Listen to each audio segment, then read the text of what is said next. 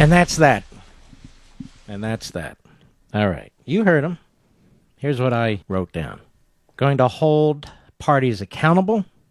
We're going to follow up on the IG's audit and recommendations. That the acting IRS commissioner was asked to resign and did resign. That they plan to put new safeguards in place. That he will work with Congress to fix this. Warning Congress not to get too political. He says this is fixable. He said laws applied as should be, and if laws are unclear and ambiguous, then they need to be made clear. That, folks, is really pretty thin. This scandal has been in the works now for years. The president said the other day he heard about it last Friday from news reports. That is absolutely absurd, because I heard about some of this stuff from news reports a year before Friday. Longer. And so did the president, because he gets news clippings. Did you know that? It's true. In fact, every cabinet secretary does. Now, this doesn't fix anything. This fellow Lou at the Treasury Department was Obama's chief of staff. That in and of itself is not problematic, but this is a guy on his own who is pretty much a political hack. This is why I started out the program today and I said, we'll go in the weeds, and we want to know who's responsible for what, and that's crucial. Because I'm telling you now, it wasn't a couple of knuckleheads with sneakers on who are revenue agents. That's just not the case. And by the way, even in the Inspector General's report in footnote 14, even though it talks about one specialist to whom these tax-exempt requests went, it also mentions it was expanded to several specialists in December 2011. It became a team. In fact, it became what the Inspector General called an advocacy team. Several people were on this team. And as I explained yesterday, these people need to be lined up, put under oath, and questioned in very direct and professional ways, as if a prosecutor is asking the question, not a bunch of bumbling politicians and staffers. So basically, the president said nothing. The president said that his Treasury Secretary is going to come up with new safeguards. They're going to implement the IG recommendations. And so, big deal. I am saying, as those of us who love liberty, those of us who believe in the Constitution, that the IRS needs to be dismantled. I'm telling you right now, the president and the left and the Democrats on the Hill, and frankly, many of the Republicans, they rely on the IRS for good things and bad. They rely on the IRS to fund the government, and they have abused the IRS themselves. I'm going to talk about this after the bottom of the hour. I hope you'll stay with me, because my hands they have dirt on them from fighting these guys legally. As I say, I'm not just talking about it. I've been involved in this. And none of this would have been exposed.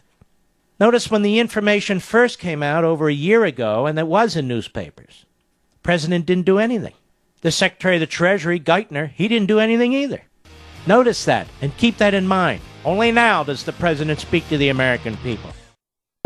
People were very nervous about coming forward, revealing themselves, and giving us the information, but in a short period of time we received it. We raised all this with the Inspector General's office at the Treasury Department. We sent a complaint in the form of a letter. I signed it. A couple of agents with the Inspector General's office came to my office at Landmark Legal Foundation in Virginia and interviewed me for over an hour. And they seemed like very serious people to me. And I not only discussed the information we had and some of the leads that I felt they should follow up on, but also the law. This is how this issue came to the fore. No media group broke it. No member of Congress broke it. No committee of Congress broke it. As a matter of fact, you see the hearings that they're planning now. Those hearings should have been held a year ago, with people under oath, with people from the Exempt Organizations Division, from the Determinations Unit in Cincinnati, and everything in between. But they didn't do it.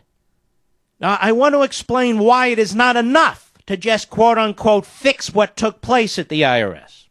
And I hope you'll stick with me.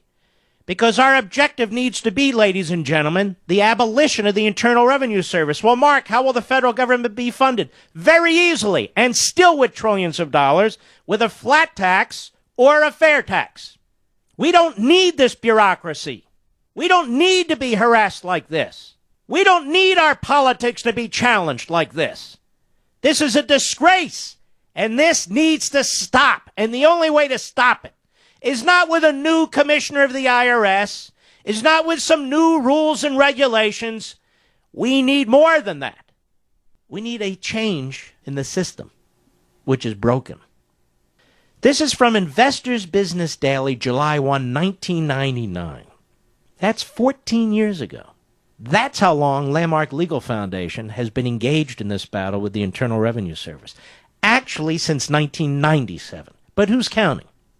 One of the greatest editorial pages is the Investors Business Daily page. And here's what they wrote. Stick with me. Just how sinister is the Internal Revenue Service?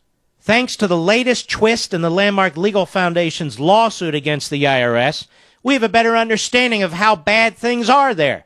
Political corruption is just the beginning. According to a new filing by the legal group, it has uncovered deeply troubling evidence that the IRS may have deliberately sought to cover up and destroy evidence of third-person requests to target, audit, and threaten private groups and citizens, most of whom were conservative or critics of the Clinton administration. And that, ladies and gentlemen, is exactly what happened. And the editorial goes on. You'll recall that Mark Levin and the Landmark Legal Foundation began with a simple request in 1997. They asked the IRS to abide by the Freedom of Information Act and turn over public documents requesting audits of tax-exempt groups. Here we are again, huh, folks? The IRS had, since Bill Clinton took office, audited at least 20 groups and individuals on the right. Turns out, hundreds. Suspicious of the circumstances, Levin has tried for 2 years to get to the truth. The IRS, on the other hand, has sought by every device and legal technique to avoid revealing what it knows. In the midst of Landmark's court battles, a, quote, long-term government employee, unquote, came forward with explosive evidence from an IRS regional meeting. The IRS may be doing political dirty work for certain members of Congress and others on the left. Yes, we were approached by a whistleblower, and that whistleblower was at a meeting where this senior IRS official said, well, I'll read it to you. The acting head of the nonprofit division of the IRS, that again, the exempt organizations division, ladies and gentlemen, same one, speaking to the Regional Coordinated Examination Programs managers on October 9, 1997, made some alarming statements, say Landmark's court filings. First, she, quote, indicated that perhaps a Justice Department attorney should leave before she made her remarks. Second, she addressed, quote, IRS policy on intake notes, that is, third-person requests to audit private groups and citizens. Third, she, quote, noted that the IRS was trying to deal with intake notes from members of Congress and their staff members in such a way as to conceal the source of the request. One way to protect the IRS's friends in Congress was to ask if the tip could be blamed on a media story instead. This litigation occurred, folks. Fourth, she said she, quote, was aware that intake notes relating to tips from congressmen or staffers had been or were being shredded by IRS employees. Now, guess what, ladies and gentlemen? This event at which these things were said by the person running the exempt organizations division, this same division we're dealing with today, they were recorded. They were recorded. And guess what? When we went to federal court to get all this information, guess what we were told? Oh, the recording? Oh, we recorded over that. Still in discovery, we got the recording. And we turned it over to a forensic expert. And unfortunately, we couldn't get the information off the recording. They just happened to record over it. Several times, apparently. You've heard of all these groups that were audited. The Heritage Foundation, Oliver North's Freedom Alliance way back when, the Western Journalism Center, Citizens Against Government Waste, 5 foundations associated with then-Speaker Newt Gingrich, and on and on and on. All audited. The Wall Street Journal writing about the same thing. Their headline in their editorial was, La Cosa IRS. Why am I doing this? I'm doing this, ladies and gentlemen, because I'm telling you this is not going to be fixed. They wrote at the Journal, what does the IRS have in common with John Gotti, the dapper Don now doing time for racketeering and murder? Of course, he's dead, but this is 1999. Apparently, the two share certain business practices. Investigators have traditionally found it difficult to connect top mafiosi to crimes they order, not least because the Dons typically know enough not to discuss business on their phones, not to keep notes, and not to make it easy for investigators to get to key witnesses. The IRS may be taking lessons here. When the Landmark Legal Foundation filed a Freedom of Information Act request back in January 1997, it asked a simple question: the names of anyone who had requested audits for any tax-exempt group. A few months later, Landmark's suspicions were confirmed by a senior government official who told the foundation that at a 1997 meeting in San Francisco, a senior IRS official spoke about the shredding of IRS intake notes and the ways in which third-party audit requests might be disguised so they didn't look as though they were coming from congressmen. Yet here we are, they wrote at the time, in the summer of 1999. That's 2.5 years later, and we still don't have a straight answer from the IRS. A flurry of motions. Landmark filed in U.S. District Court for the District of Columbia, and the Justice Department represented the Internal Revenue Service, and they were throwing up every defense they could. The Justice Department said that to the court that any reference to IRS shredding of documents be expunged from our record, from our filings. That Landmark President Mark Levin, a lawyer and former senior Justice Department official, not be permitted to argue before the court, though the IRS then reversed itself and now consents to Mr. Levin's appearance. That congressmen who sick the IRS on you should be allowed to do so without you ever knowing their names. And remember, this was not a trial. This was about discovery. Well, so how did all this end, ladies and gentlemen? It ended that we got about 11,000 pieces of paper. Most of it was redacted.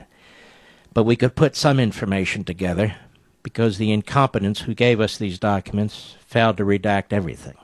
And there were scores of conservative groups that had been audited or investigated or harassed by scores of members of Congress, and many Republicans included.